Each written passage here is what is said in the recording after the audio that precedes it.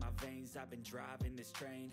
Years in this lane, there's no stopping this flame. Cause I came to the game and I changed it to play how I like. Merhaba arkadaşlar, yepyeni haberlerle karşınızdayız.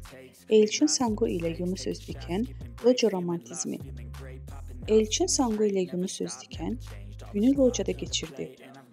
Marmaris'te tatil yapan Elçin Sangu ve sevgilisi Yunus Özdiken, önceki gün Bozburun'daki bir plajda objektiflere takıldı. Günü kendilerine ayrılan Loca'da geçiren çift romantik dakikalar yaşadı. Öğlen yemeğini de sevgilisiyle beraber Loca'da yiyen Sangu, fit vücuduyla dikkat çekti. Elçin Sangu'nun dansı gündem oldu. Çerkez kökenli olan oyuncu Elçin Sangu, lezinka performansı sergiledi. Sangu Çerkeslere özgür dansları çıplak ayakla oynadı. Kahve dansından da sergileyen oyuncu videolarına birçok beğeni geldi.